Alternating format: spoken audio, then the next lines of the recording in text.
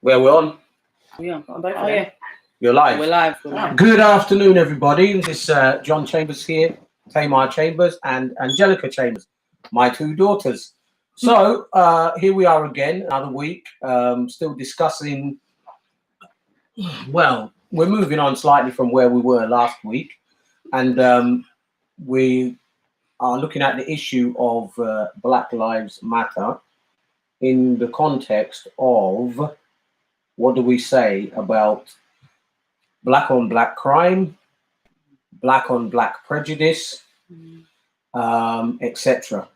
So I'm not necessarily going to be the one to start off. Tamar will start off this time for a change. Okay. Well, we were just discussing. What were we discussing just before we came on here? We were talking about. There was a comment online that says, black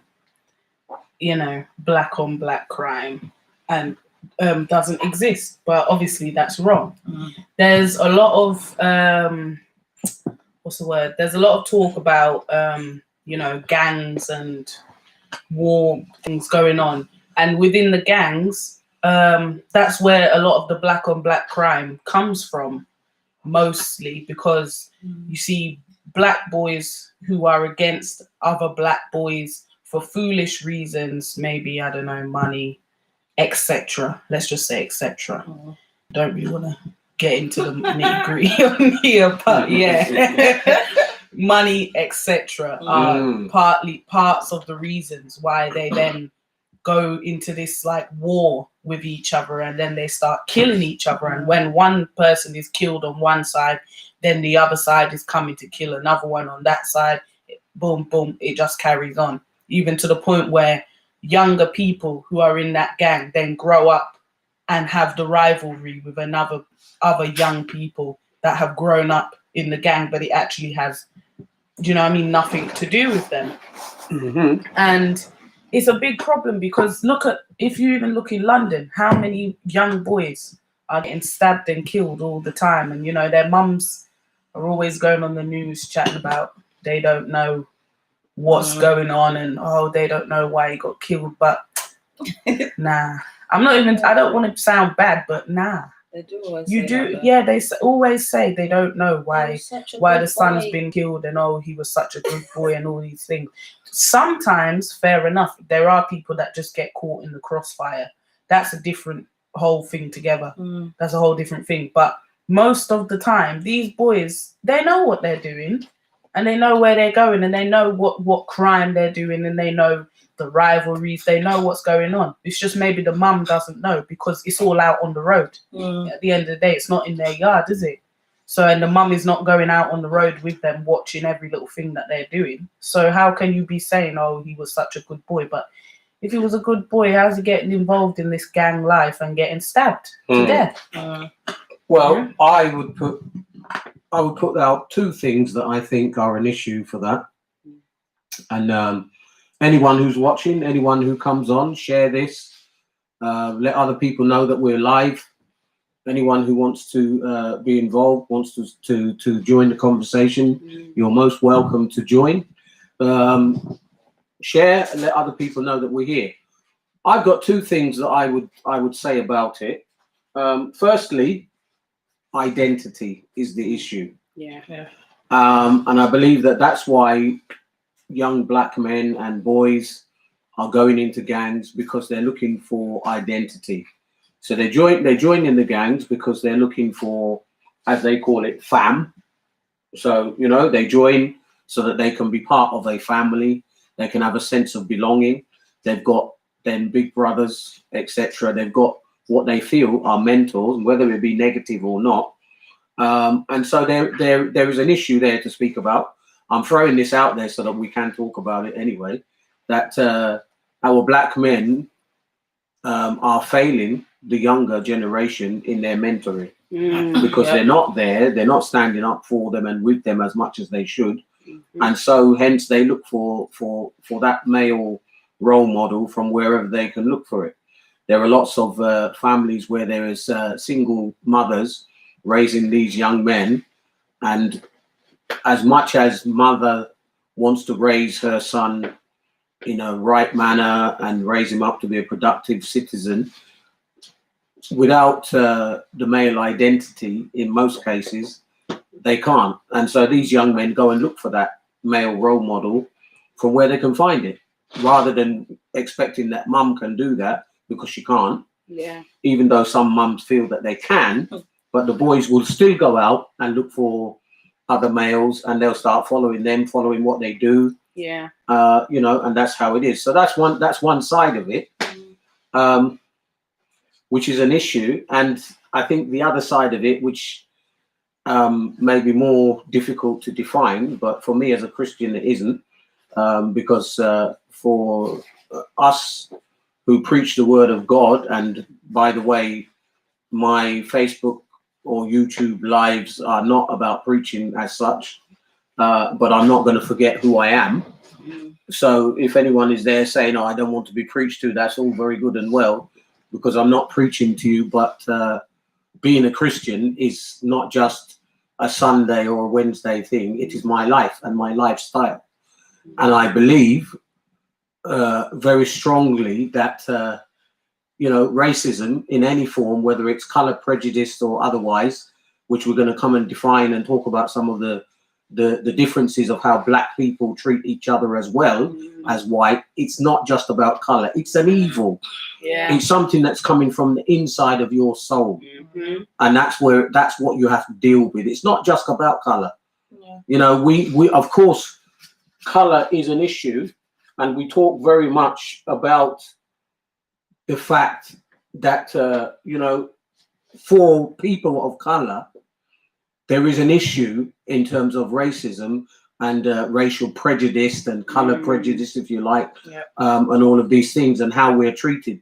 But black people also have a responsibility of what they need to do in order to eradicate any of that kind of prejudice from their own families, from their lives, from their communities. And it's not just about blaming it all on white people. This is the difficult conversations that we often don't like to have, but we do need to go there. Yeah. So,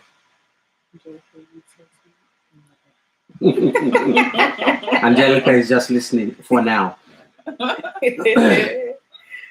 So, let's turn to the identity issue first. I think. Yeah.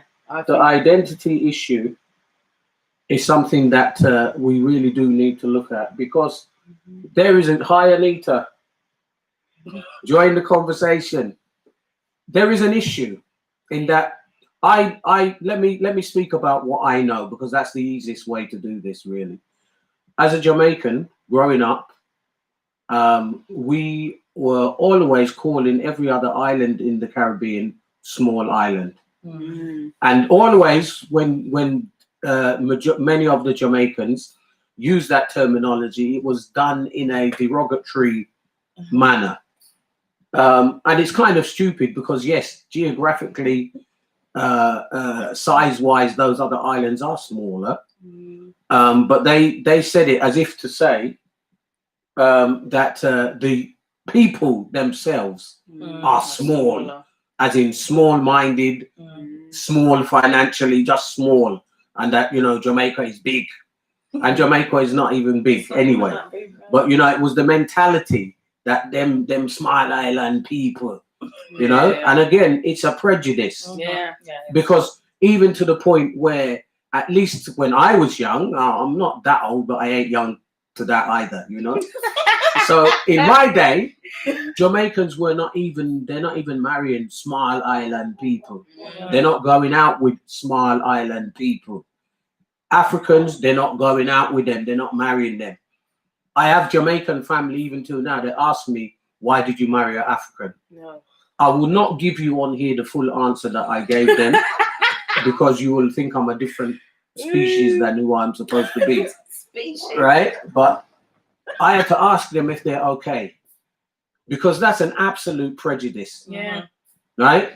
And I can tell you, I can remember a particular situation of somebody who wanted to marry an African man, and it was an absolute uproar in the family. This Jamaican lady wanted to marry an African man, and they were just like, no way, no, no, no, no, and the family were going absolutely crazy because, as far as they're concerned, you don't know him, you don't know his culture, you don't know what he's going to do, and all kinds of nonsense things. And this was many, many years ago, and those people are still married until today. So, you know, and I was just but a teenager at that time. But the family were against it like nothing else, the Jamaican family, simply because he's an African and you don't know. And so you see, already when you start with that kind of identity crisis, you know, there's things that we've heard, like even Africans who don't like Jamaicans because Jamaicans were slaves and they see them as different, they're second rated, and all kinds of things. Yes, I've seen Anita said her brother was married to someone from Barbados. Good. Because we're all people. It doesn't matter whether you want to marry somebody from China, from Japan, from Samoa. It doesn't matter. If the person is a good person, they're good, and if they're not, they're not. It's as simple as that. But we do need to address some of these things that we sweep under the carpet, because black people are not really great towards each other. No, they really aren't, and that has nothing to do with you know, whether or not we should be treated badly by white police or any other police. That in itself is another story which we've spoken about quite a bit. But now the issue is the identity, and I'm sure Tamar and Angelica, as ladies, can talk of stories of the same thing. You know, these are my daughters, and one is dark and one is not. So let's start there. Yeah, because for a lot of black people, that there is an issue. Yeah. One is dark, one is not, and me, I'm in between the two. Yeah. I think a lot of the time I actually spoke about this on the other live, didn't I? Where I said people would be saying things to me like when I was younger, like, oh, this is other like darker skinned black people be saying like, oh, your skin is so nice. I wish my skin was like that. And obviously I was never brought up in a way where the you know, the darkness of your skin or the lightness of your skin was anything. So to me, I was thinking, what the hell? I was thinking these people are, you know, I was just thinking in my head, they're crazy. Yeah, these people are crazy, but it's really an issue because even somebody, I'm not going to say the name, but somebody that I know and other people know who I'm talking about, they were speaking one day and it's already clear that they had some sort of color issues with them. They had identity issues. That was very clear already. The person said, oh, you know, I wish my mum got with a white man so I could look like my cousin. Wow. You see? And my friend turned around and said, what the hell are you talking about? She said, don't say those things. What are you talking about? Then the person was like, oh, you know, kind of just brushed it off and didn't really say anything about it. But that just is one example of the mindset that certain darker skinned black people have, because they've had prejudice, and even from other black people, like we're talking about, that will be, oh, look at you, you're blick and all these things. And I don't even know what blick is, because blick, what are you talking about? Blick is supposed to be blacker than black. That you're very dark. Yeah, but how is that even? How can you be blacker than black? This is black. No one I know is this shade. Nobody we know is dark as this. Yeah, and this is even black. Even the darkest of dark, and even if they were, what does that mean? What? Yeah. Does it even matter? What does it matter? Anita had put here and said that she's from royal family, and then, you know, they have an issue there with which I know, I've known other Africans the same from other parts of Africa. They don't want anybody to marry them, even who's not part of the so-called royalty. Again, and this is really where I'm pushing at, that this is a bloodline issue. Yeah. Now, like I said, I didn't come on here to preach per se, but I am a preacher, so that's still in me. And I always have to say what I have to say. The bloodline issue is a lot more deeper than the color issue. Yeah. And the bloodline issue is an issue that covers anybody, white, black, Indian, Pakistani, Chinese, or whatever it is, because it has to do with what is in your blood. Yeah. And this is what makes the evil that comes out the way that you treat people is a bloodline issue. Yes, it is. Yeah. Right? It's not just about color, which is the reason why when they don't have the white and black issue, they then now go to the light and dark. Yeah. And when they don't have that, they then start on the tribal. Yeah, tribal. And so they always are looking for something to make a division, because it's a bloodline issue. Yeah. Right? And that's what we need to understand, that these words, even that young people use on the street, yeah, blood, yeah, fam. It's not just words they're using. No, it's not. Blood is blood. They know what they're saying. They know what they're saying. They are covenanted by blood to those people who they're in a gang with. Yeah. Right? You have to understand that. And the thing is that even in gangs, there are people who are in those gangs who are white, who are black, who are Indian, and they're all in the same gang, because it's a bloodline issue. And the reason why they can be in the gang together, they're all fam. Light skin, dark skin, Indian, brown man, black man, they're all together and they're all fam. Yeah. Right? But other people who don't get that and don't understand that it's a bloodline issue, I don't like this one and I don't like that one. And no, you have to look deeper, because we can forever be singing and dancing about the white man doesn't like us and white people are wicked and they're killing off black people. Black people are killing off black people. Yeah. All right. So let's address that as well. Exactly. Because the fact is, I don't want to see anybody killing anybody else. Leave them alone. Let them live their life. That's the bottom line to all of this. Yeah. That to just point the finger one way, it's not really helpful. And not all white people are killing black people. No. Not all white people are killing anybody. Yeah. Exactly. And I think that's what also, those foolish white people, the bad ones, I think that's what also fuels them to have this dislike towards black people, because then they think, oh, well, look, you lot are you're not even together. You're not even, there's no unity even in your own community. You're all against each other. You're all killing each other. And they just see that as us being, uncivilized. Yeah, divided, uncivilized, all those things. And to them, they just say, oh, well, see, that's why I'm not even interested in them black people, because look at all the foolishness. They lack leadership. Yeah, they lack leadership. Nobody's telling them what to, nobody's guiding them. They're all just savages and all that. That's what they think. And we as black people, we lack leadership. Yeah. And this is the biggest issue of all. Even what I'm doing here, these are my daughters. Okay? Now they could be doing any other thing, and I'm not forcing them, by the way, to be here. But here's what you have to understand, that I, as an elder to them, I have a responsibility to show them something, to give them an example. I might be even the one who's doing the most talking today, or even most of the days. But that's point doesn't really matter. The fact is that I want them to know that we can stand up and we can speak for ourselves. Yeah. I've taught my children from very young to speak up and speak for themselves, to the point where when they've been in school, the school teachers have really had a problem. Because I have never I've told my children, they come home, dad this, dad that. I'm like, what did you say? I'm not interested in what the teacher said. What did you say? Yeah. I asked them, how did you deal with it? Because I've taught them to stand up for themselves. And these two ladies here, you can't joke with them. All right? You cannot play games with them, because they can stand up for themselves.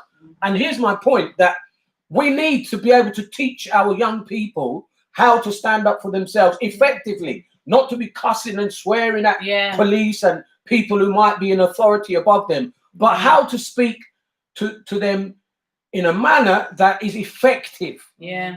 Are you understanding me? That so that when you're telling them, look, listen, this is wrong, this is an injustice, be able to explain yourself properly, be able to explain yourself effectively. Yeah. And hence, they're both adults now, and I know they don't have any issue in defending themselves.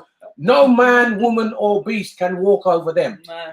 They will tell you that for themselves. They've got their own stories of how they deal with life and what's going on for them. Yeah. And this is my point, that we have to keep on having these conversations and provoking people to understand how to look after themselves in this society, and also to be truthful. You see, one thing about us as a family, we don't hide anything, and we don't pretend that that things are one-sided. So where we are right, and we celebrate that. But when we're wrong, we also own up where we're wrong. And as a society, as a black people, because I'm talking mainly to black people, white people who are listening, bless your heart, and I love you too. But a lot of my conversation is not at you or about you. I'm speaking at this moment mainly to our black community. And I'm saying that we've got to be truthful. Yeah. All right. We've got to own where we're wrong, as well as pointing the finger at others. Own where you, black man, where you're wrong. Yeah. Let's talk about business, for instance. All right, let's talk about that. These two are saying, so go on, help me. Speak.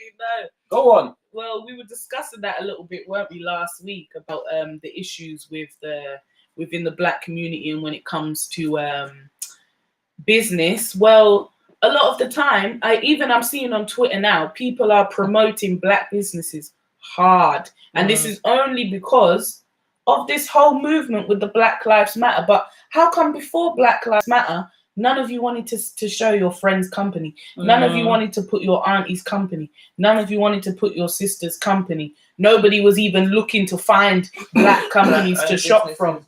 No one was even interested. Everyone's just going to the Indian man shop to get their hair product, or to the white man shop to get their food or whatever.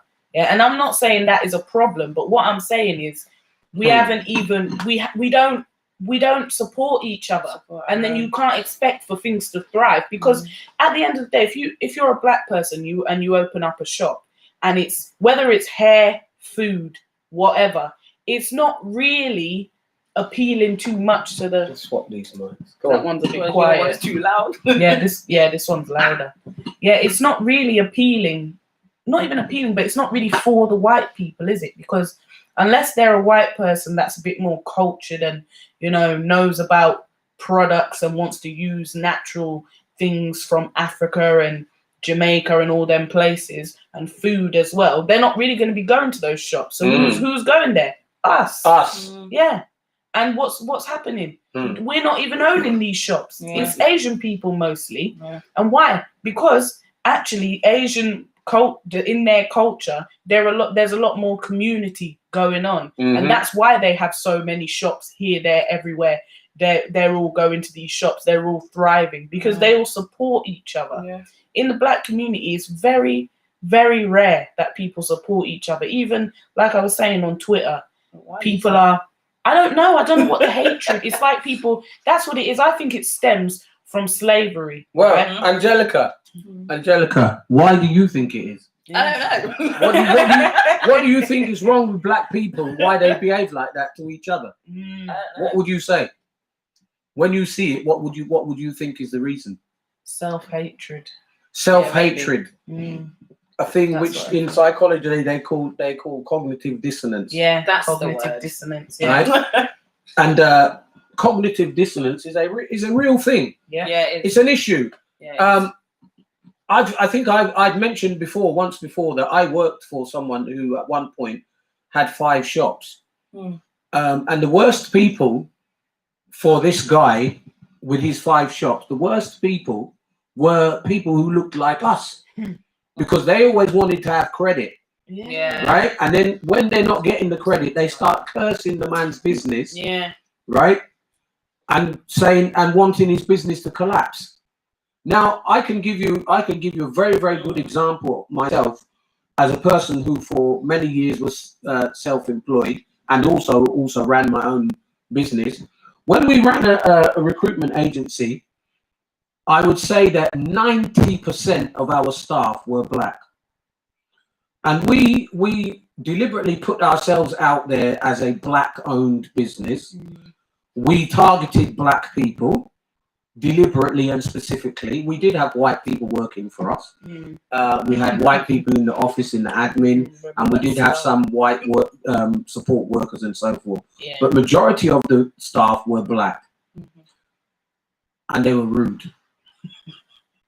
I'm telling you now, without a shadow of a doubt, too many of them were rude. The white staff who worked for us, we didn't have any problem, and I'm not joking. We had no problem. But many of the black staff Yeah, all kinds of things. It does sound. We had to be writing them letters, telling them about this, telling them about that, telling them about their behavior, and it was really a serious issue. And you see, my view about all of that is that it's that you got to do better. You don't like something, then don't do it. I don't want to be treated like a second-class citizen. I don't want to be treated worse than anybody else. Then don't behave like it. Yeah, exactly. Are you understanding me? Because if you are professional in your attitude and your behavior, then it's just like that.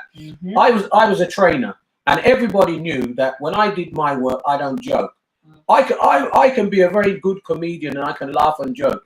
But when I'm working and when I'm doing my stuff, I don't play games. I'm straight and I'm serious. And all the staff, they knew that. So I told them from the get-go, I said, listen, when you're coming to my training courses, right, don't look at me and try to tell me I'm a black man like you. I don't care. I don't have any color, right? I'm a trainer. You understand? And you're coming to my training, do not be late. So I will have people of a certain persuasion who will be turning up late without even considering it. They'll just turn up. They'll just turn up, and then they'll be saying like, "Oh, well, you know, this happened and that happened and blah blah blah." The bus, all kind of stories. So I said, "Listen," I said, let's do it this way. If you turn up and you are 15 to 20 minutes late, beyond that time, the secretary will speak to you and you will go home. Yeah. You will not speak to me because I'm already busy. Right? Teaching the class. I'm already teaching the class. You've come and you want to disrupt. They'd come and they'd say, "Oh, you're an Uncle Tom. You're not a proper black man. Wow. You don't because you have a British accent, you think you're better than us. That's how you know and all of these type of things." And I would just look at them, and I tell you, they didn't know because I wouldn't say anything, but it actually hurt me in my spirit. Because I'm looking at them and saying, "Don't you know I'm your fellow black man? We are supposed to be working together." Let me tell you, and yes, everybody will have maybe a different experience. The people who complained against me the most were the people who looked exactly like me. My own black people were the ones who made the most complaints against me. Let me tell you that. Yeah. Let me tell you that. It's not even shocking. Keep talking about the business issue. Because Freddie Kofi said, let me read it. It's long, but I know. But read it, yeah. I do not think people weren't united, but we need to think of it in terms of how rich diversity exists even within black culture. As a proud African Briton, I was born in Nottingham, but grew up speaking in my African and British tongue with equal fluency. Good. You're a blessed man. Both my black friends and white friends used to find it strange. You see? and I understand that too. So we need to look at our commonalities and celebrate differences too. I am a Ghanaian by heritage, but we are totally different from the Ugandans. So in the Caribbean, differences, but instead of celebrating such amazing diversity, we tend to see it as a vice. That is true. I see as belonging to an amazing array of richly blessed people. Yes. And that I think is the issue, that we need to celebrate the differences, so that we can understand. Okay, we came from different places in the world for whatever reason, whether it was because of slavery, colonialism, whatever, whatever. So what? It is what it is. Yeah. But then we should be able to celebrate the greatness that's in all of us. Yeah. And this is why I'm saying that it is important to speak. As a family, because like I keep emphasizing, and everybody who's watching, as you can see, I have my two daughters here with me. And why am I emphasizing that? Am I trying to show off? No, I'm not trying to show off per se, but yes, I am. All right, because we can do this. Yeah. And not everybody can do this. Yeah. And I'm not saying that makes me more great than some, but I'm doing this even so that others can also see it and understand. Listen, get your family together sometimes. If you decide to watch something on TV, watch it together and speak about it together. Yeah. I've always done that with my children since they were small. we'll watch something. I say, what do you think that really means? Yeah. Why have they put that? I said, it's only a movie, but why have they put that in the movie? Yeah. And I will ask them, what do you see about that in your life, in the world that you live in? Yeah. Yeah, Now we do that with each other. and now it's automatic. Even now, my granddaughter is the same. She watched something and she's very analytical about the TV because it's the way we've been as a family. So if even there's an issue, she's had all sorts of issues in school, but she's very analytical about it, and which now the teachers can't handle that. Yeah. Because what they wanted was for her to come there and just be quiet. Yeah. And she can't. Because she's thing. got that same Chambers spirit Yeah. where I will ask that question. Have a look at what's happening to you and analyze it. Yeah. Don't just be negative about it. Yeah. And I'm saying this also for us as black people. Let's not just be negative about things that we see towards one another. We've seen black guys are stabbing each other and blah. Okay, So what's we going know. on? Let's analyze the reasons behind it. Let's try and look at what's going on. See what we can do. My son, my baby son, as I call him, and he's not a baby anymore. He'll be 19 in a minute. He's in prison, right? He's in prison for drug dealing. Yeah. Now, here, the last conversation, we had an intervention with him, his mother, and I'm not married to his mother. We sat and we were here talking. And the last thing that my son said, and really, we didn't have much of an answer, and he's come from a good background. He's been spoiled by mum. He's been spoiled by dad. He's been spoiled by stepmom. He's been spoiled by his older sisters. Everybody. And still, he turned around and he said to me, well, I'm doing what I'm doing because we haven't got anything else. You see? We haven't got anything else. And Right? he's talking about him and his power. And he's talking because he's identifying with his fam. You see? Yeah. He's identifying with his fam. It's not really about him per se, Yeah. but he has identified with a group of people, group of youth. Yeah. And many of them, because I asked him, I said, do they even have a dad that sits down with them and talks the way that you and I do? And he said, no, because what he often does, he'll come to me and he'll ask me something, and I know it's a problem or an issue of one of his friends. And he'll say, Dad, what do you think about this? And we'll sit and we'll talk about it. And he'll go through a scenario, as he puts it. And me, I know there's no scenario. This is real. This is it. Yeah. Right? And when he's finished with his scenario, I'll tell him, tell them, right? Because I know it's his fam. Tell them blah blah blah. And I even tell them to come and see me, but they don't. They don't. And this is the difficulty that we have, that this distance and division and disparity that we have, amongst us as black people, it's hard to break. Yeah. But this is why we've got to talk about it and we've got to challenge it. Yeah. And yes, it's sad, and it's really sad when we see that young men have killed each other, young black men have killed each other, and that they're in gangs and they're in separate factions and all of this. It really is sad.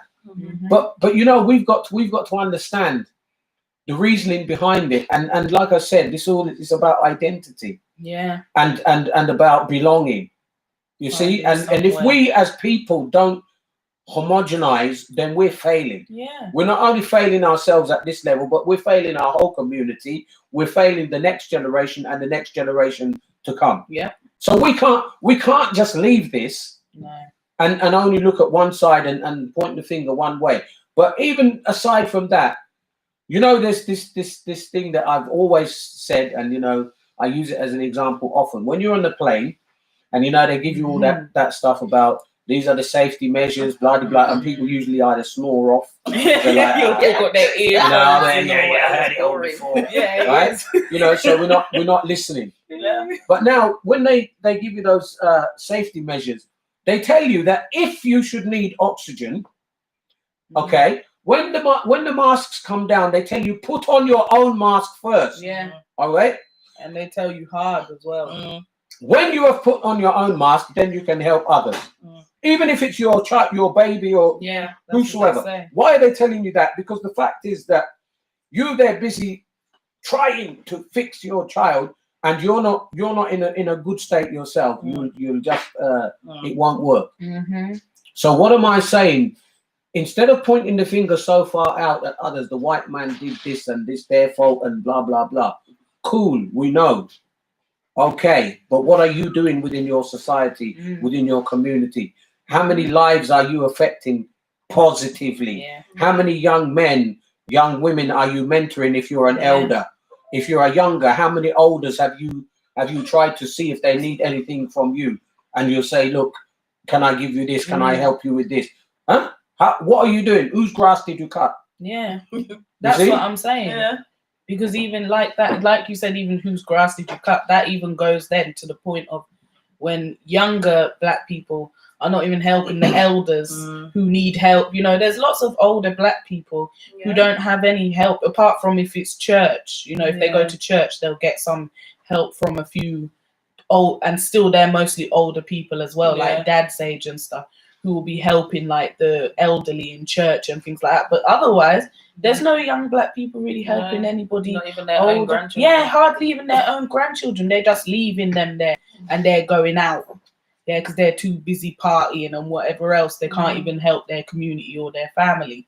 And you know, the funniest thing is I seen on because I think I said this last week, I seen on Twitter, somebody put what do they say? Oh, because of this whole Black Lives Matter thing, this should show people that we need to come together as a community. And they said, I don't want to ever see African versus Caribbean again. Because on Twitter, it was a big thing. Talk about that more. Yeah, because food. maybe those people don't know if they're not part of your network or whatever, they've not seen that. Yeah. On Twitter, that's a real thing. On Twitter, it's African versus Caribbean. Yeah, it is. It's a big thing, you know, like especially for my age group. Like everywhere when you meet people, everybody asks, "Oh, are you African? Are you Caribbean? Where are you from?" And even a lot of the time, which is actually quite funny, people say to me, "Oh, you're Caribbean, aren't you?" And I say, "Yeah." Then they say, "Oh, you're Jamaican." And I say, "Yeah, I am." And then I'm thinking to myself, "Well, how do you know?" I'm saying, "Oh, it's just the way you are." I said, What does that even mean? That's what I said. And then I said, well, actually, I'm not even full Jamaican. I said, I have Italian family as well.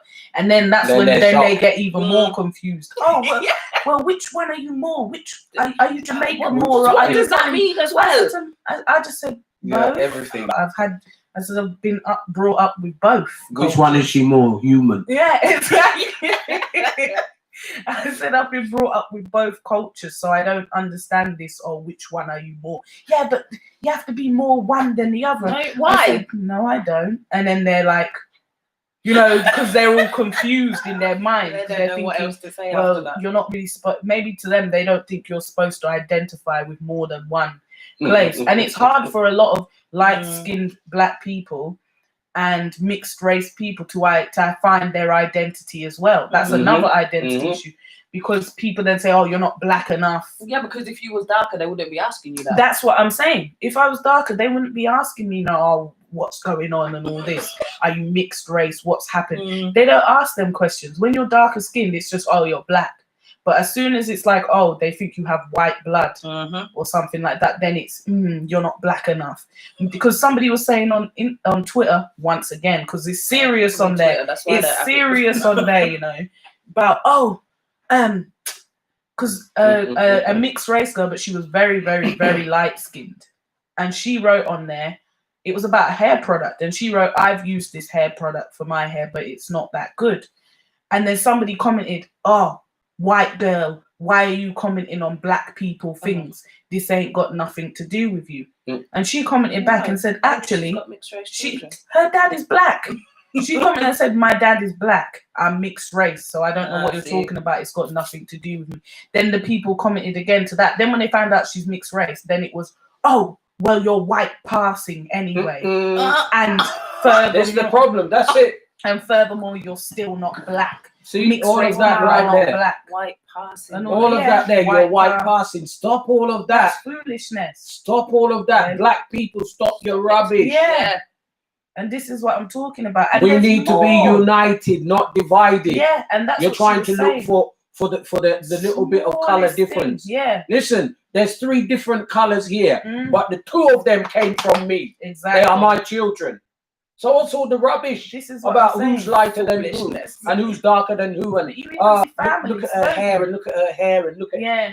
all these things. Mm-hmm. Man, before you've even begun to prosper, people are already kicking your feet from Yeah. underneath you. Yeah, they Yeah. are. We need to stop that. It has to stop. We need to stop It it. has to stop.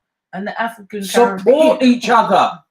they were even that African Caribbean. It's really bad, It's right? so bad. They were even discussing. Then first it was about because they even there was a music clash. That's how serious it got. Remember I told you? I think it was Vibes Cartel and someone else. A Nigerian. Yeah, a Nigerian artist. Yeah. artist. Because to be fair, I don't mean to put anything on Nigerians, but Nigerian people that are my age, a lot of the time they are the ones that seem to have a big problem when it comes with the different That's in the early 20s age group. That's what she's saying. with the cultures. Early 20s, early 30s, early 50s. Yeah. Just so you know. And a lot of I told you this before, didn't I, Dad, about the dating when it comes Yes. to the men. And a lot of men, they will date girls, you know, say in university, school, whatever. They'll date all different kind of girl, white girl, black girl, whatever, Caribbean. Do you know what I mean? Doesn't matter. Slovakia, whatever. They're dating everyone, yeah. But here's where the difference. They're not taking them seriously. Yeah. Yeah. So only to them, they must them only date. They must only marry a Nigerian, or they must only marry a Ghanaian, or they must only marry, like Dad was saying, a Jamaican, whatever. That's how the men are going on a lot of the time. They'll date these girls. They know that the girls are, you know, falling in love or whatever, but they're not They're just playing a game. They're just playing a game, and then they just move on. Just getting their jollies. So Yeah, to speak. exactly. Let's speak just the be truth. honest. Yeah, just getting that, and then that's it. Bye-bye. Or I can't take you seriously because my mum wants me to marry blah blah blah. Yeah, and you can't fit my And culture you can't fit and all my of culture. these things. Yeah, You see. my mum won't accept you and all these things. And that's a real thing. People are actually scared to bring home like a white person or even a light-skinned person, or it's vice versa, or somebody that's not, if they're Ghanaian, someone that's not Ghanaian, then I'm not coming to your wedding because you're not marrying a Ghanaian, and I'm not interested in that. All these types of things. What is that all about? And again, these are not just empty stories. No. Okay, because obviously you don't necessarily want to chat somebody else's business. Yeah. But these are things that real have actually things. happened. Yeah. Where fathers have said, "I will not go to your wedding because you didn't marry a Ghanaian, and we are Ghanaians, and I expected you to marry somebody from such and such tribe, and you did not. So I will not go to your wedding," and they don't go. Can you imagine that though? You understand? That's and what I'm those saying, things, you know, are an issue. Now, yeah, that's what I'm saying. And this was just recent. this is recent, Marissa. So yes, you're right. It's happening now, and this is what we're saying, that it's a now thing. It's not even thing that we can talk. We know that it's gone on historically over the years. Yeah. But you would think in 2020, right, that it would be better. But people are not yet actually behaving better. No, they're So not. now when we look at the whole issue of, you know, what's going on worldwide and, you know, all of the things that have happened, so we then talk about George Floyd and others, we also have to look at the context from where all these things are coming, because there's also a thing that many of the white people, not all, but many, especially those who are, I would say, the ones who don't like you, then they're saying if you yourselves don't show that you like yourselves, you don't like yourself, and you don't like yourselves, then why should we? Why should we? You don't respect yourselves. Why should we? And that's you see, and this is the problem. But does that work the other way as well, though? Well, maybe not so much, because you see, but that's again, Angelica said, does it work the other way? But you see, the choice of support, it's a personal choice, isn't it? You choose to support your community the way you do. So hence we said, listen, black community, you know, when you are seeing a black business, don't try to collapse it. Yeah. Right? Try to support it in the best way that you can. But now let me say something right up front about some of the black businesses, particularly and especially many of the African ones. All right. Let me talk about Leeds. because that's where I live. I can talk about other places, by the way, but let's just talk about Leeds. I've been to several shops belonging to Africans for one reason or another, whether it be for groceries or maybe it's a barber shop or some other kind of My barber is a Gambian. Big up CJ. So that's a little advert for you, CJ. So the next haircut is free, right? CJ barbers in hair heels, bad man things, right? Enough respect. I've been going there for CJ has been cutting my hair for 20 years. So and we're cool. When I say cool, we're cool because he understands how to respect people and people respect him. And if they don't respect him, he will even ask you to leave his shop. And it's just like that. And that's cool. That's right and correct. But we went once a particular side of Leeds where we were looking for some seasoning that we had forgotten. We were going to a friend's house to make a meal. So we went to this shop, looked for the seasoning, and they said, yes, we have it. So we grabbed the seasoning off the shelf, we paid for it, and we stepped out the shop. Then we decided to look at the seasoning, and it was 2 years out of date. Right? Disgusting. So we went back to the shop. My wife went back to the shop. She said, yeah. She said, listen, this is 2 years out of date, so we want back our money. Yeah. The woman gave her back her money and put the thing back on the shelf. Oh my god! I knew you was gonna say that. You see what I mean? Right? Put it back on the shelf. And I've been to a few shops like that, and when you point those things out to them, they are angry with you as if you don't have a right. How dare you challenge me with what I'm selling in my shop? No, then. but you see, this is all part of the problem, that we must raise our standard. Okay, we must raise our standard in everything that we do, so that it is at a level that is commensurate with everybody else in terms of what we do.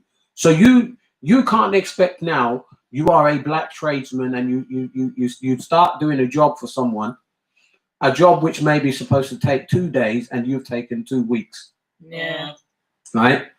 And then every day when you're coming, you're hanging around in the kitchen waiting for a cup of tea and seeing if they'll give you a little bite to eat. And you're hanging on because, black people tend to be always having something, they share their food in a different way than white people because that's part of our culture.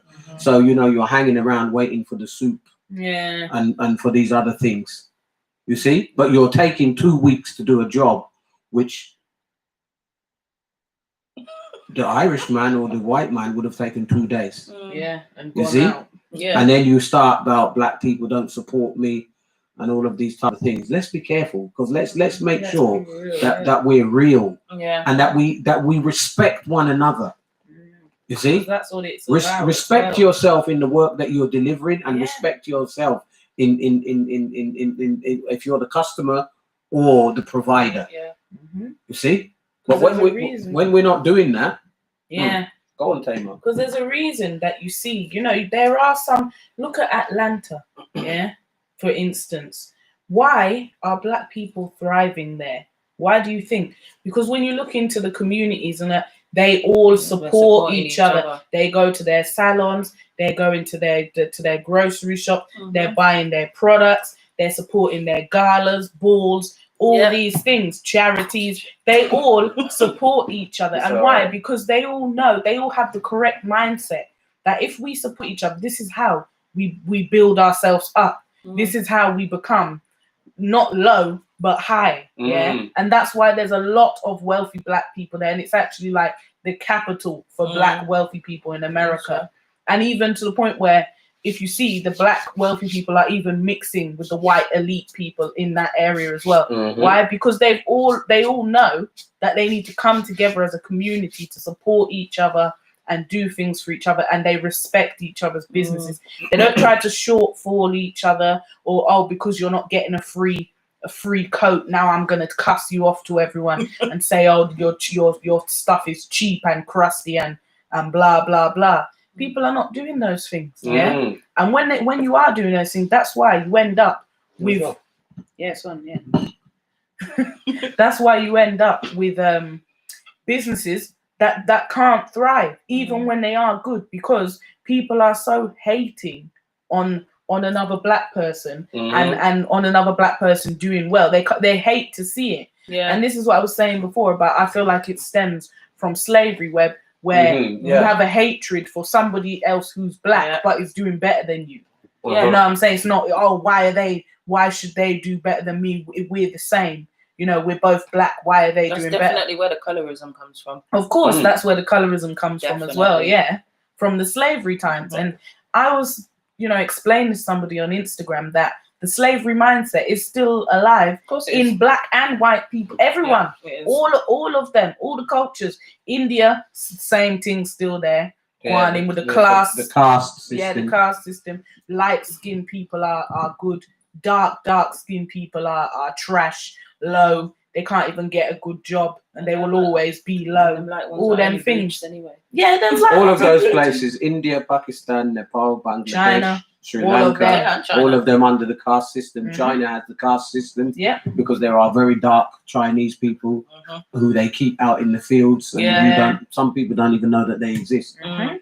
You see, and again, even if you look at that, because it still goes back to what I said before, that it's deeper Yeah. than the color issue, because the tribalism of Africans, which is not just only Africans, but it's a worldwide. Tribalism is a worldwide thing. Yeah. If you look at tribalism and study it, it was a very strong thing, even in Scotland and other places. Tribalism is, again, it's about you. You're not part of me. You're not part of us. You don't identify with us. And so this is about negative identity.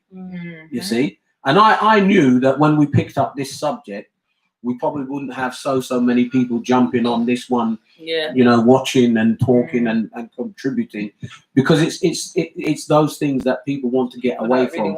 They don't want to talk about it, and so I can see the viewing is low. You understand?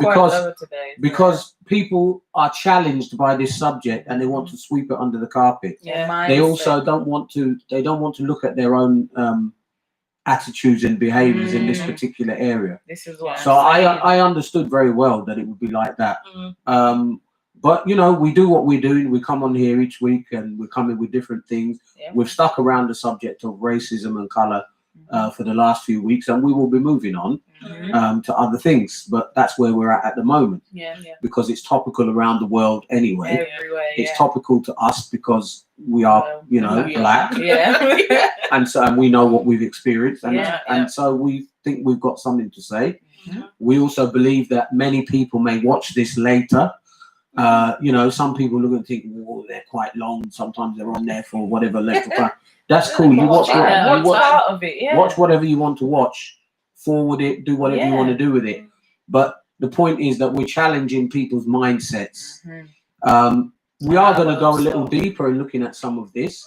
I deliberately, I'm not necessarily sharing in depth some of what I could do, because if you want an in-depth understanding of what I could share with people and how to get out of some of these issues, you need to pay me for that, because that's how it is. Everything is not free. Nope. If you want me to come and talk to a group or come and speak at a function or whatever, I can happily do that, and I can share some deeper things and work with people to help them move forward in certain areas where they may be stuck, particularly and especially people who look like us. You understand? But I'm not going to share all of that on here on a free platform, because it doesn't work like that. And also, it's not necessary. Because I'd be on here for hours upon hours. That's the thing. Because so it's not a quick fix solution. And I'm saying that because even in what we have done as a family, it started from a long time ago. We've not just been having these conversations now that we've jumped onto Facebook Live and YouTube Live. We talk like this all the time. It's been years, We've had these discussions for a long time. And this is the whole point, that we want to encourage other families to pick up this kind of dialogue, effective dialogue. Not just, I don't like white people, that white teacher is racist, that white teacher is not good to me, they don't like me, the white kids at school don't like me. Like, okay, We get it. Right. But now, what are you doing about it? Yeah. And how are you acting? You see, Yeah. because that is always going to be my question. Yeah. What are you doing about it? Mhm. How did you respond? Mhm. And what do you think was right or wrong about the whole Yeah. situation? Mhm. Because you're not always right, and nobody is always right, and nobody is always 100% wrong. Mm-hmm. You see, when many people have complained about injustices, they've only looked at one side of the angle, and they've not looked at what they've done. They've not looked at their own behavior. It goes on. Black Lives Matter Sweden. Okay. What's that? I don't know because I can't open it now. It's No, like because it's a link to something. it's a link to something. We'll have to Yeah, look I'll have to have a afterwards. look, yeah.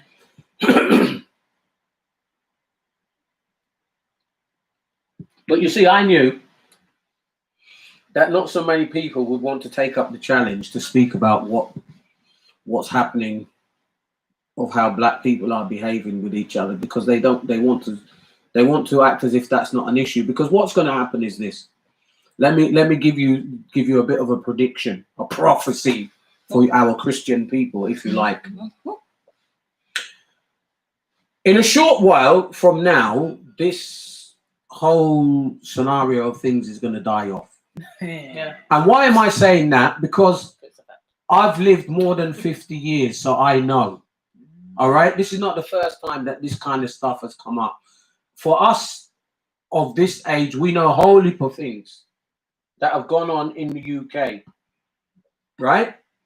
And we can name names of people who have been killed by police, and all these things, and there was a big uproar, there was riots in some cases, and so on and so forth. Even just few little bits Yeah. of law were adjusted here and there. Yeah, that's what they do. And then eventually it dies off, and then Practical. maybe the finger pointing at the white people and so forth is less, and we just carry on. But then what is it that we carry on doing?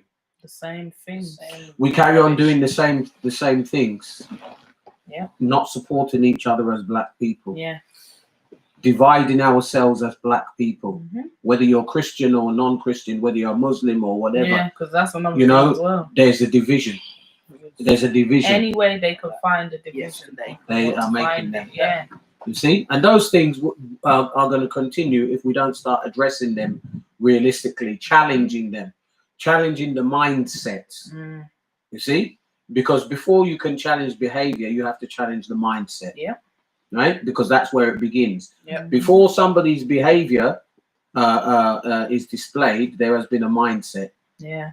You see? A mindset and attitude, and then comes the behavior. Not the other way around. So if we can challenge the mindset, yes, it will then determine what the outcome of the behavior will be. Yeah. That's why I was telling you lot to watch that.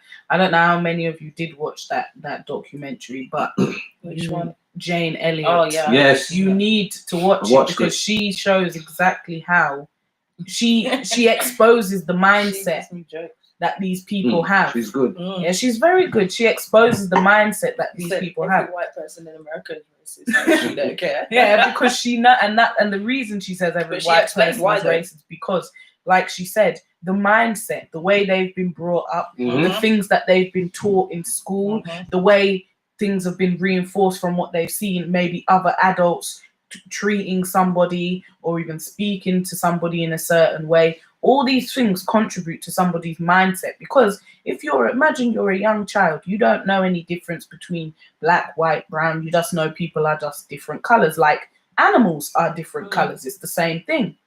Yeah. So you as a child, you don't see any difference yet. Is the definitive word here. Yep. Then maybe let's say it's a white person, because I'm going to do both examples. Let's say it's a white person. You go to a shop and your mum says, that black, blah, blah, blah. As a child, that's going to stick in your mind. And you're going to remember that moment and think, oh, gosh, like my mum said black, blah, blah, blah to that person. And maybe even as a child at that point, you might not remember, but maybe even at that point, you knew it wasn't right. And you even thought in your mind, why is my mum saying this, or why is my mum doing this? But it then becomes internalized, and it's because you continuously see this same narrative. You then maybe pick it up and you don't even realize it's subconscious. You've seen them treat people in a certain way, so you think, well, that's how I am to treat them people. And it's the same with black people. The same thing, like we were saying about the different cultures and all that. Your mum is the one, or your dad or your family or whatever, are the ones who are saying, no. Chatting about small island. Yeah, small island, blah, blah. You're not dating no Nigerian. You're not that's where dating you no hear it from. Ghanaian. And then you carry that on. Oh, yeah, that's right. You know, I just prefer to be with someone of my own culture. Well, why? Where did that come from? Why do you prefer that so much? But that's It's what because, your parents yeah, prefer. because your parents prefer that. And now you've subconsciously internalized that same, what's the word, prejudice attitude, because you've been, it's like I said, you've been exposed to it. So you've internalized it. Because to you, it's normal to you. That's your family setting. That's normal. It's not a strange occurrence. Because it's in your blood. Yeah, it's a bloodline issue. And that Jane Elliott woman was exposing these white people's mindsets, showing them that, you see, when somebody treats somebody a certain way, when I'm treating, she said, when I'm treating somebody who has blue eyes badly, she said, somebody with brown eyes, who's also white, can now identify with that and say it's wrong. She said, but if it was a black person, would you be standing up and saying anything? No. Would you be speaking? No, you wouldn't. And one girl, she could not stand the experiment, this American young girl. She's even crying and everything and saying, the way they're being treated is disgusting and she shouldn't have to put up with this. And then she's gone and walked out of the classroom. Yeah, I remember that. Yeah, and then she tried to come back. And Jane said to her, no, you're not coming back in here. She said, you are not. She said, because you know why? You've just done what no black person or coloured person is ever able to do. You've walked out of the situation, so you no longer. You can't walk out of your skin. Yeah, and that's what she was saying. You can't walk out of your skin. We can't take this off. She said, I've been doing this to you for 3 hours, and look at the results. She said, imagine a lifetime of this. Exactly. How would you feel? And then even the people are saying, you've made your point now. You've made your point. Because she said that, yes, she likes to challenge people and she wants people to, if they cry, good, because she knows that she's hit the nerve, she said. And even then, when she sees them crying, she still digs deeper, she said, because she needs to make sure that they understand how it feels to have such a prejudice put upon your life everywhere you go. Or everything, everywhere. It doesn't matter if it's not everyone, it's still some people are treating you in this way. And she wanted these white people to understand that feeling. And imagine if you're only experiencing it for a few hours and it's hurting your head, or you're crying, or you're walking out, or even one woman, this is on the English documentary, she had brown eyes, so she was with the brown eyes, and of course with brown eyes, then the black people are also in that group, with the white people, and the blue eyes were there sat on the floor because she said they ain't getting no seat, they better sit on the floor. And they had to do this test, and the test was rigged, so the blue-eyed people were going to fail and the brown-eyed people were going to succeed. Now there was one lady in the brown-eyed group that could not stand that there was this divide between them and kept trying to help the blue-eyed people. God. Every minute, she's there doing the woman's test and all these kind of things, And then it was like she kept messing up the experiments that they were doing, because it's like she didn't want to admit that there was something there. Do you know what I mean? She didn't want the point proven. She wanted to keep saving them other them other blue-eyed white people. She wanted to keep saving them every minute. And everybody in the group was getting vexed in the brown-eyed group and was cussing her off, saying, you're just mashing up this whole thing now because you can't even accept that there's an issue that needs to be proven and shown. You don't even want to accept that you're going against it. And her excuse was, she's not racist or prejudiced and doesn't believe that there's any prejudice anymore, and people shouldn't be. And that's exactly what the problem is, because she don't believe it's there, so she's trying to mash up the runnings. Exactly, because she don't believe there's any prejudice, she's trying to mash it up. No, this is pointless. Go home. Don't be then. there. And that's what Chain Elliott was there. She said you can leave if you want to leave. She said, but I'm still doing this. She's like, and you people need to understand that I'm not going to stop doing this until everybody's mindset. Yeah, understand what's going on. She's been doing that. She's still She's on been there doing now. it all her life. Yeah, all her To life. prove the point, and the point has been proven. Mhm. You know, and this is the thing, because one of the points that she's proven from that what you like to call social experiment Yes, that's what it is. is that homogeneity does matter. Yeah. When people homogenize and understand how to homogenize, it does make a difference. That's an And awful this is word. it is an awful word, right? But it gets the point, you know, because that's exactly that. You've got to gel together. Yeah. You see, because this is the reason why we have the issue that we have got to actually learn how to get together.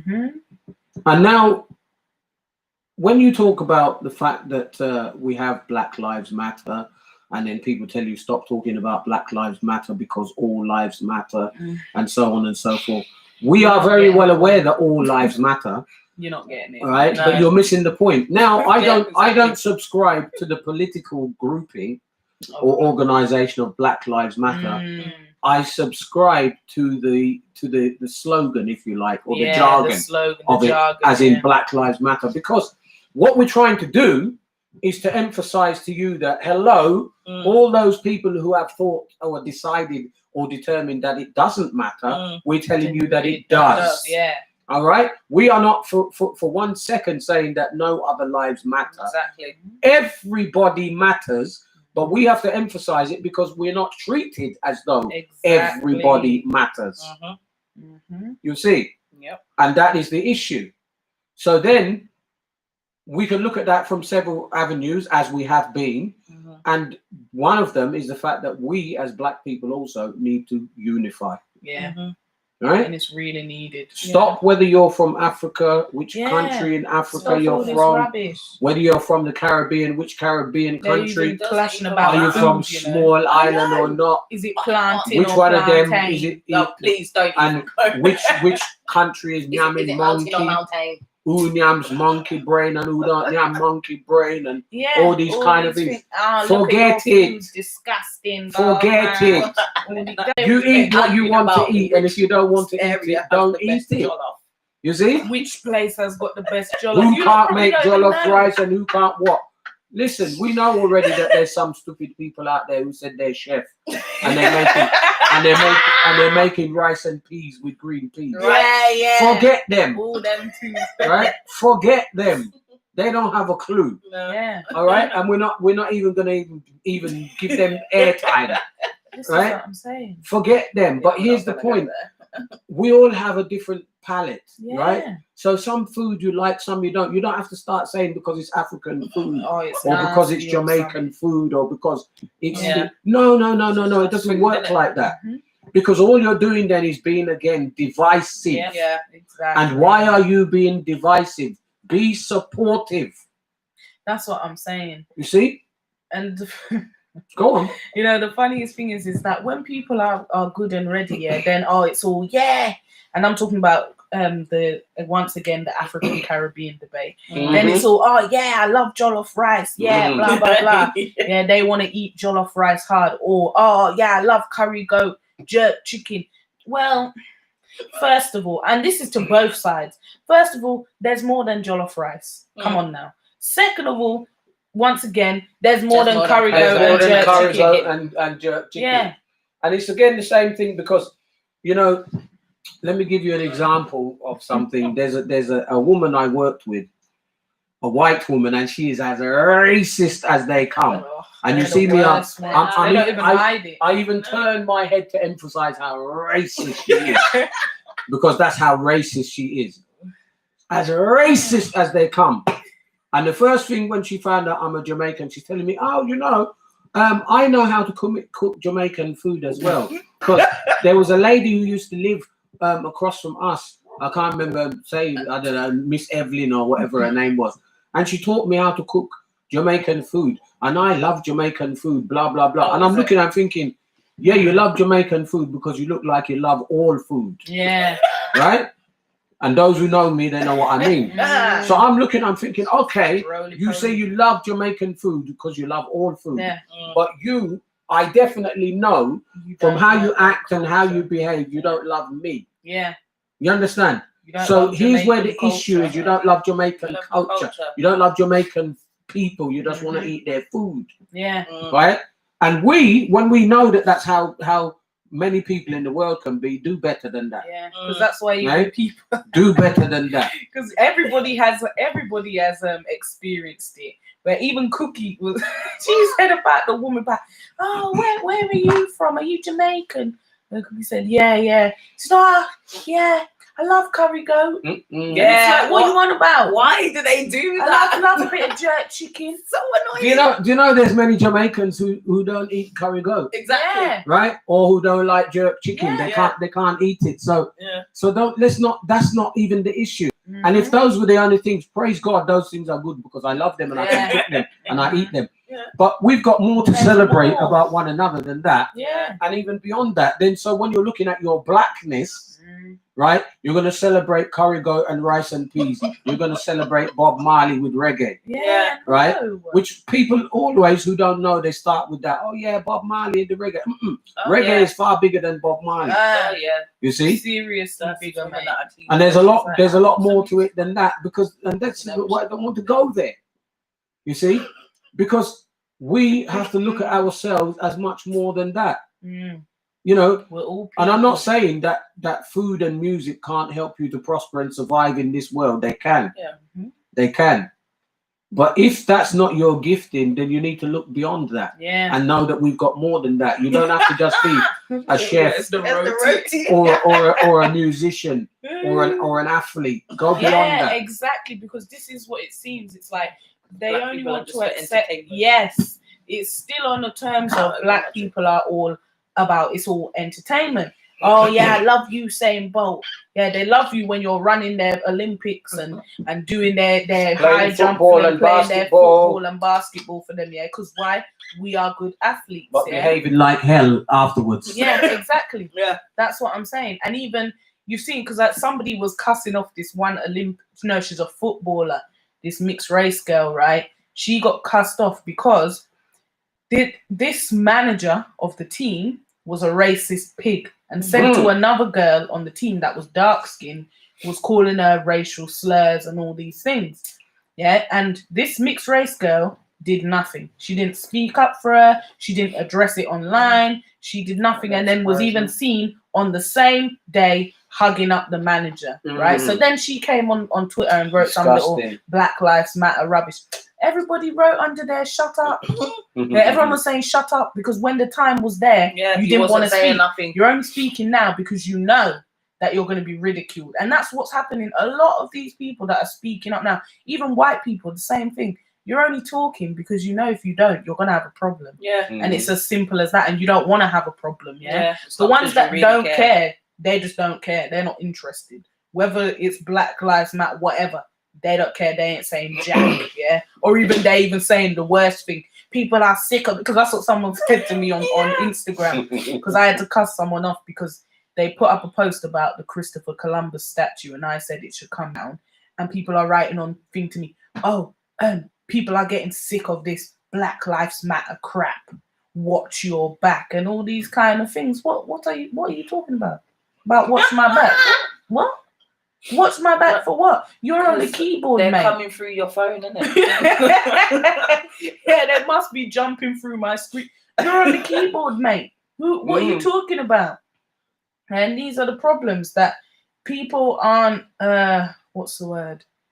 People aren't choosing to come together in any way. Everybody just wants to jump on this bandwagon now because for the first time, the whole world has had to take notice. Yeah. So you see now, if I put my foot out there to trip people up like I like to, my next question then will be this. You go and you'll demonstrate Black Lives Matter, etc., etc., stop killing us, get your knee off my neck. You know, all these slogans and jargon that's out there. Breathe. I can't breathe, etc., etc. You're holding me down, blah blah blah. Okay, cool. My question then is very simple. After you're done, finished with all of those protesting and all the rest that goes with it, mashing up statues, mashing up shops, looting from shops, Yeah. which that is just basically you are a thief. Yeah, you're a thief. When you've done and you've finished all of that, you've smashed out shops, smashed out cars, burnt police cars, and done all these different things. My question then is very simple. What's next? Next, yeah. What are you going to do next? Are you going to make? How are you going to make it better? Yeah. How are you going to enhance and progress your community Yeah. and your family Mhm. and beyond? Exactly. Those are the questions. If people have come together now for this Black Lives Matter, people have come together and all this, yeah. Sarah. And yeah, people have come together for this Black Lives Matter thing, and you know, it's nice to see people come together and for people to support each other. But the question, like Dad was saying, the question is, how long is this going to last for?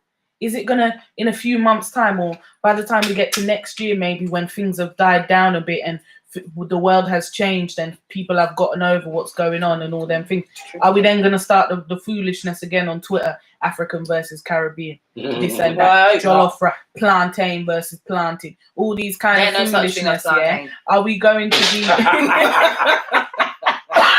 don't care. Are we going to still be carrying on these foolish things, or are we going to address them and work through this? This is what we really should be doing right now in this time. Yeah, right now in this time that we've got all of this activism going on. You know, Black people want to be together, want to unite. Let's take advantage of this. Let's do that and stick to it. Exactly. Let's take advantage of this time in the world where this has never happened before. Yeah, where the whole world is having protests and everybody, Black people are coming together to fight a cause. Exactly. We've never had, or at least not in this way. We haven't had an opportunity like this where we can address the whole world with our issues. Yeah.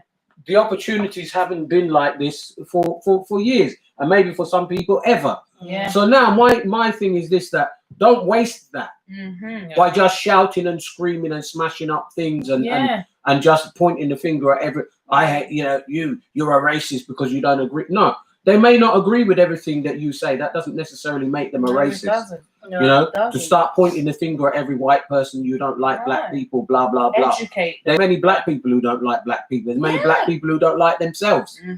So let's not even start with that. And the issue, as I said, is that when you've done all of those things, you've done all the shouting and screaming and protesting, what are you going to do next?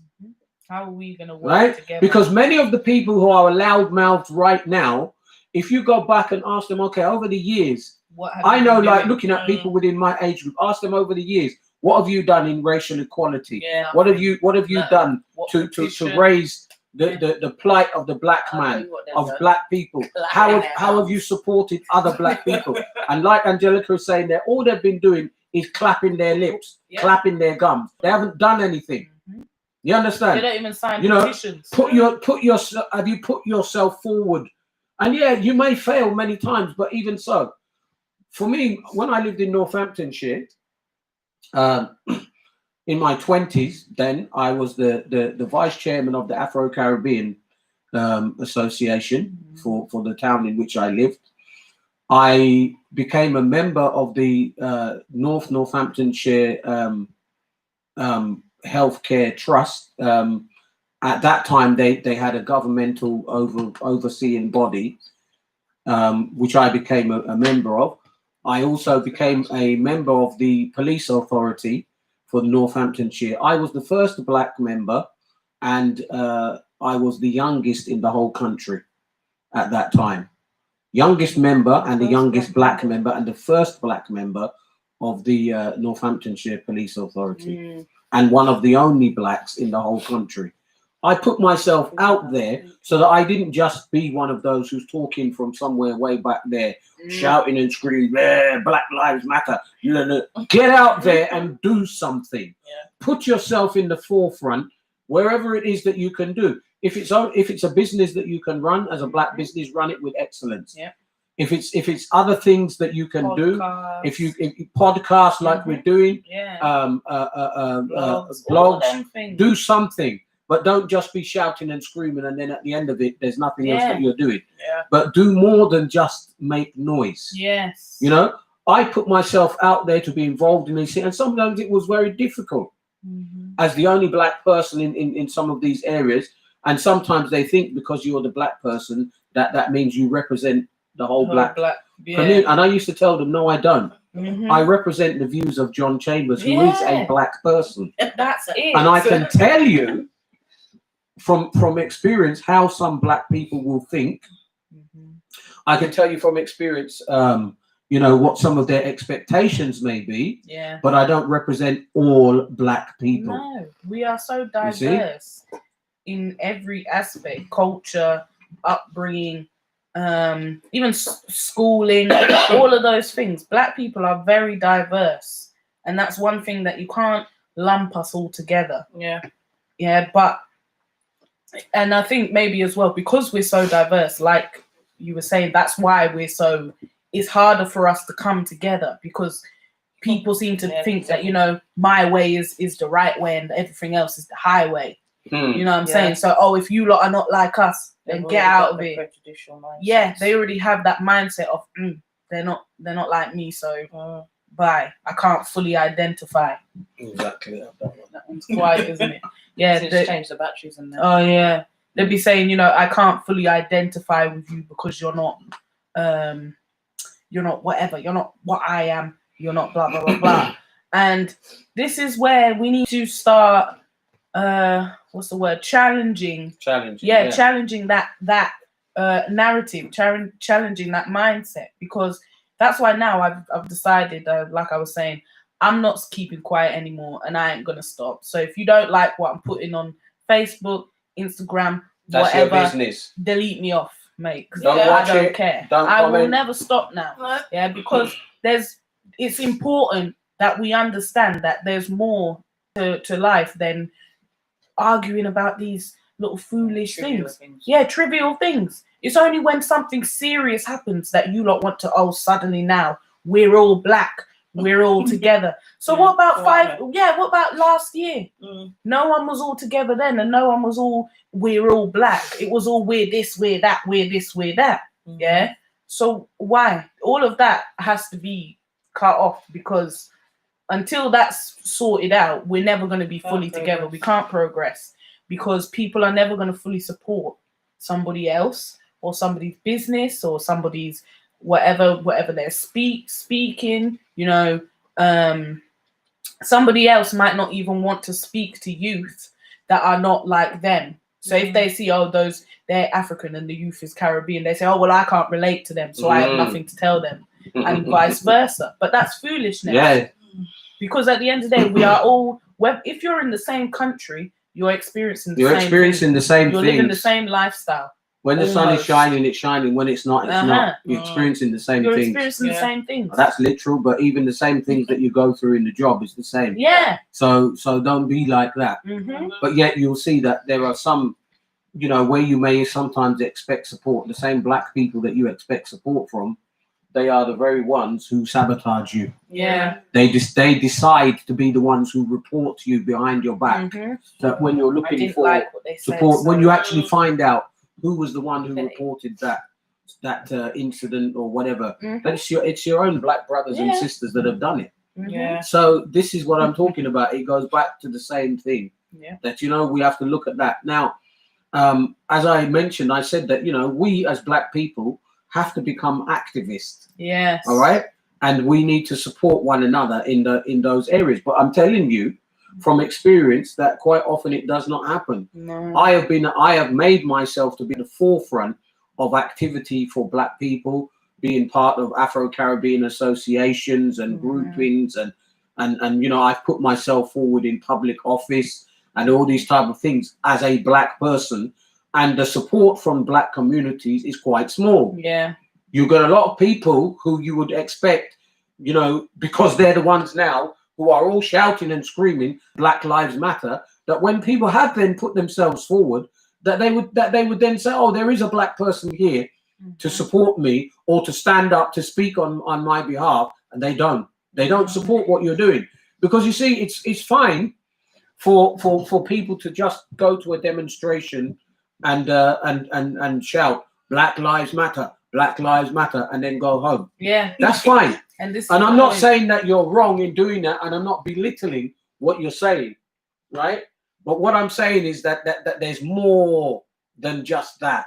That's gonna be necessary for you to bring your community to another level. Yeah. And I've seen somebody here has just said that all people commit crime against the people near them, and yes, that's true.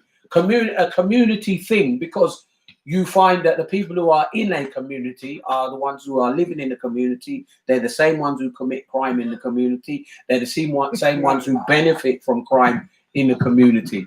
And then they are the same ones who speak against crime in the community. Yeah. You see? So that's why I said right at the beginning of this, for those who were there, cognitive dissonance is a real thing. Yeah. Go and search. You understand? Go and have a look. Those who don't know what that means. Don't use Google. Don't use Google no more. Right? But if you go and understand what cognitive dissonance is, you will see that that's a plight of us as black people. We fight against ourselves. Yeah. We fight against those who are trying to stand up with us together. This is the part of the problem. Because I know, I remember there was an old guy. He's old now. I think he must be probably late 80s by now. Getting on. But I remember, I don't want to say his name, but Angelica, you know who I'm talking. And I asked him, I said, there's so many things here in this organization. You just go ahead and just get on and do it. And he said, yes, I do. He said, because if I wait for these bloody I won't put the rest of the words in, because he was very, very colourful with his language. He said, I'll be waiting until I'm old. Yeah. He said, because they like talking, but when it comes to doing it, they don't do. And then if you don't do it the way they expected you to do it, you're wrong. If you don't do anything, you're wrong. Yeah. And if you do it and they didn't tell you how to do it, you're wrong. So I just do it and them. Yeah. And at the time I was looking at him thinking, this guy is tough. Right? But you know, I was younger then. Experience teaches wisdom, and it's a fact. And I know. Yeah. Because I've seen that, you know, you can just talk, and you're just flapping your gums, man. Yeah. You know? But when it comes to you actually saying, right, let's now determinedly step out on the behalf of our people, I don't see you. Yeah. You've come out and you've marched. Praise God. What about I'm very happy to see that you've marched. But now many of those people, when the lockdown is finished, if you were to now go around and say, right, we need you now to come and sit down, and we're going to actually come together and we're going to strategize. We want to form. We need, you know, we want to build a center. Let's say, for instance, and we don't want to go to the government and ask them to do it for us, so that they then control it, or then tell you that they're gonna close it. It's for everyone. Right? But we want to build it so that we are self-sufficient. So we need to raise funds. We need to raise a certain amount of funds so that we can then go and find match funding and all the other, so that we can do that. Now, many of those people at that point, they drop asleep. Yeah. Then it's suddenly they're not they drop asleep. They're no more now an activist. Yeah. We want to do this so that we can take our young men off the street, give them somewhere to go where they can chill, where we can run it on our terms, where they can come in, a place of safety, somewhere they can sit down and they can talk about what's going on. And even if, you know what I mean, beef is going on, maybe we have a little boxing ring, and we fling two of them in the boxing ring, and you know, do what they're doing inside the ring and come out and everybody's cool, and so on.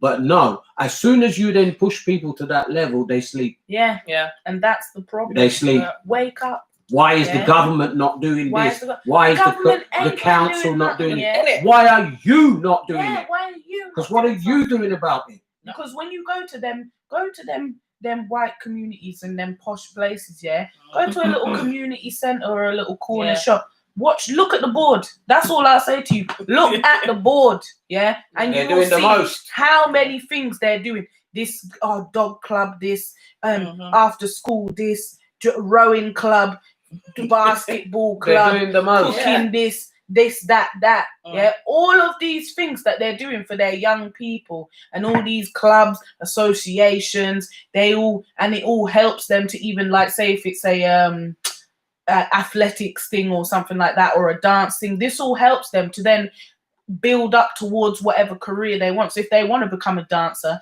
they've been going to the dance school from young. Yeah. They've done competition, they've done this, they've done that, they're getting qualification, all these things. In the black community, it's few and far between. Yeah. In their community, they're thriving. There's lots of them. You even have different choice. You want to do cheerleading, you got about 10 different schools. If you was trying to find a black cheerleading school, I don't know if there is one here in Leeds. I don't think so. Yeah, so this is what I'm talking about. This is what I'm saying, you see. So there isn't one. And this is exactly what I'm talking about. And if somebody was to then say, oh, I'm starting a thing, there will be people that know themselves they can go and do that and help them and look after the children. But instead they say, I'm not helping them. I'm not doing it. Or they say, I'm not only going to go if I'm how much am I getting paid? Yeah. How much am I getting paid? These black people are getting the money and I need my donation out of the money. And again, I'm not talking fresh, I'm talking from experience, because I've run children's play schemes and I know. Yeah. And we've taken children from social services, some of the very difficult ones who put bricks in the toilet and all these kind of things. And you know, we had to fundraise for that as a black community. And now here was the thing, when we then are going around asking basically people who are sat at home on their bum doing nothing, and we're asking them, can you come for a couple of weeks and work even with some of your own children? Your children are going to be there. Yeah. All right. We are funded. So your children are not paying for this. We had Brazilian drummers coming in. We had swimming. We had sport activities, all kind of thing, taking them to the zoo on all funded. They weren't paying anything. Right? They weren't paying anything. And I had to go around literally almost on my knees begging black parents to be involved so that we had enough adult supervision. And this were their own children. Yeah. And they're looking at me as if they want me to beg them. Yeah, like, why should I? And this is all the things that we're talking about. And you know, we can watch my child, but I'm not coming to help. That's right. You know, we've been talking for a bit, and I'm tired of this now because I'm vexed.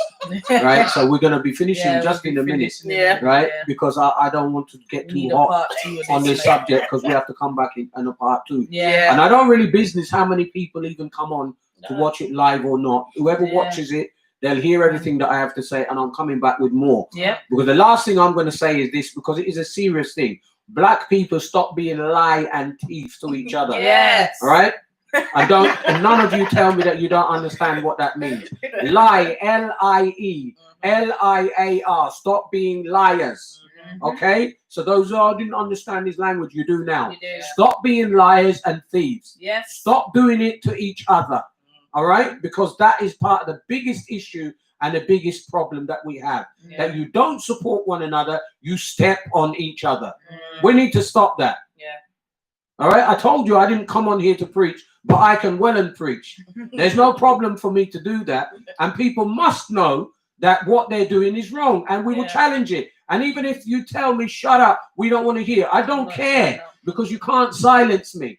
I'm on my own page doing my own thing. Yeah. You either listen or you don't listen, that's up to you. But we know that the issue is there, and we will continue to challenge it and speak to people and say, hey, listen, it's very good and well pointing a finger outside of your own community. Start looking amongst yourselves. Yeah. Look at what you do and what you don't do. Look at who you don't support and how that feels when you don't support. Because I know from experience, I've been battering my head trying to get things done for my own people, my own community, and they just stand back and fold their arms and look and watch. And when it doesn't turn out right, they criticize. Yeah. Shut up! They're the first to say something. Because you are part of the problem and you're not helping to solve it. But instead, you're just saying, oh, look how or why didn't you do this and why didn't you do that? No. Don't try that with Yeah. me. Don't. No, Please. If you don't want to be involved, stay silent. Yeah. Forever. Just hush. that's it. Let's be real. And that's the only way that we're going to progress is by being real with one another. Yeah. Yeah. Call it out when we need to Stop call it out. sugarcoating just You because see? we're the Name same ain't colour. Willy Wonka. When you're wrong, you're wrong. And when you're right, we'll celebrate.